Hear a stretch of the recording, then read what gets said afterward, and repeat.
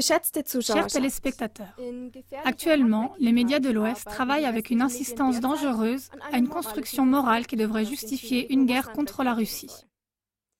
Hier, c'était Hitler et Danzig, aujourd'hui c'est Poutine et Donetsk. Ou Highway to Hell, Poutine va couler.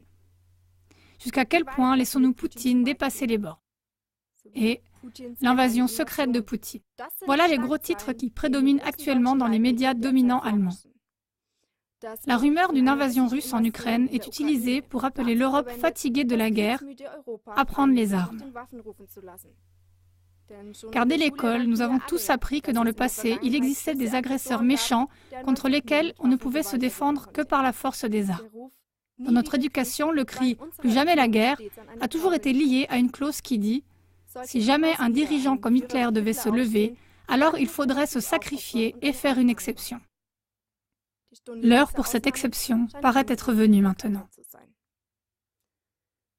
Dans le journal Die Welt, des intellectuels polonais appellent à ne pas commettre face à Poutine les mêmes fautes que celles qui avaient été commises face à Hitler il y a 75 ans.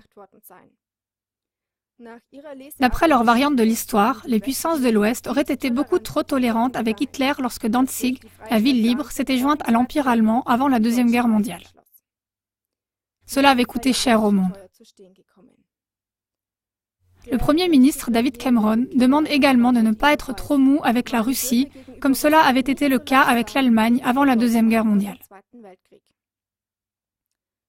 Sous le titre « Contre Poutine, l'OTAN doit trouver une réponse dure », le journal Die Welt exige que si la Russie continue comme ça, l'OTAN décrète le cas d'alliance, c'est-à-dire déclare la guerre. Mais maintenant, la question la plus importante est la suivante. Y a-t-il une invasion russe en Ukraine? L'OSCE, l'Organisation pour la sécurité et la coopération en Europe, qui observe de façon indépendante la zone de combat à l'est de l'Ukraine, le dément et dit « Il n'y a pas d'indice pour une présence de troupes russes sur le sol ukrainien. » En même temps, des anciens agents secrets ont mis en garde Angela Merkel par une lettre ouverte selon laquelle les preuves d'une prétendue invasion russe étaient extrêmement douteuses et ils rappellent les fausses preuves avancées avant l'attaque contre l'Irak. En outre, il remarque que le timing était choisi intentionnellement car ces dernières semaines, l'armée ukrainienne était contrainte à la défensive en raison de son organisation chaotique et son état technique désolant.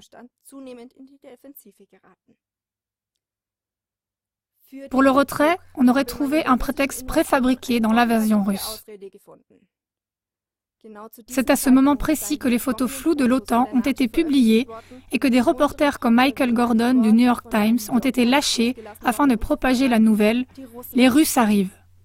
En fait, Michael Gordon était un des propagandistes les plus monstrueux lors de la guerre d'Irak. Mesdames et messieurs, jusqu'à ce jour, nous pouvons seulement observer une invasion de l'OTAN. L'OTAN avance inlassablement ses positions vers l'Est et annonce maintenant la création d'une troupe d'intervention rapide, forte de 4000 combattants spéciaux, à laquelle l'Allemagne devrait aussi participer. En outre, l'OTAN veut transporter à la frontière ukrainienne 1000 soldats de l'OTAN, dont 600 combattants américains soi-disant, pour montrer sa solidarité avec l'Ukraine.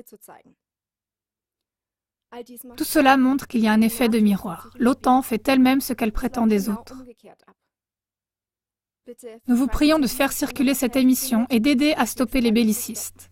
Nos peuples ne doivent plus se laisser entraîner dans une nouvelle guerre européenne. Bonne soirée. Guten Abend.